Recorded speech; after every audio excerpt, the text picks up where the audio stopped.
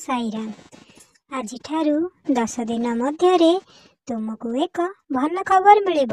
ସର୍ବଦା ତୁମର ଚିନ୍ତାଧାରାକୁ ସକାରାତ୍ମକ ରଖ, କାରଣ ଶବ୍ଦଠାରୁ ଚିନ୍ତାଧାରା ଅଧିକ ଗୁରୁତ୍ୱପୂର୍ଣ୍ଣ ଅଟେ।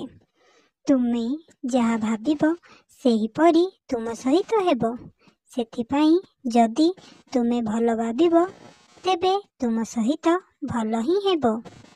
ହଁ, ମୁଁ ନିଶ୍ଚିତ ଭାବରେ ମୋ ପିଲାମାନଙ୍କୁ ପରୀକ୍ଷା କରେ, କିନ୍ତୁ ଯଦି ତୁମେ ପରୀକ୍ଷାରେ ସଫଳ ହେବାକୁ ଚାହୁଁଛ ତେବେ ତୁମକୁ ନିଜେ ଉଦ୍ୟମ କରିବାକୁ ପଡ଼ିବ।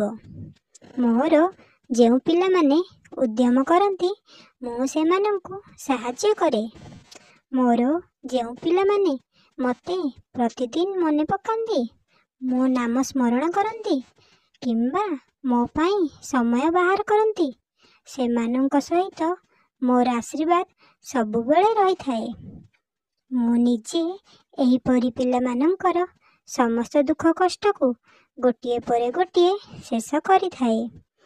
ପିଲାମାନେ, ଯେତେବେଳେ ତୁମେ ମୋତେ ଦର୍ଶନ କରିବାକୁ ଆସ ଏବଂ ତୁମ ମୁହଁରୁ କୌଣସି ବି ଶବ୍ଦ ବାହାରେ ନାହିଁ, ବାସ୍ ଖାଲି ତୁମେ ମୋତେ ଦେଖି କାନ୍ଦି ପକାଅ, ପରେ ତୁମେ କୁହ ଯେ ବାବା, ମୁଁ ତ କିଛି କହିପାରିଲି ନାହିଁ ଆପଣଙ୍କ ସାମ୍ନାରେ। ପିଲାମାନେ, ତୁମକୁ କହିବାର କୌଣସି ଆବଶ୍ୟକ ନାହିଁ, କାରଣ ମୁଁ ତୁମର ଲୁହ, ତୁମ ମନରେ ଥିବା ସମସ୍ତ କଥାକୁ ବୁଝିପାରେ।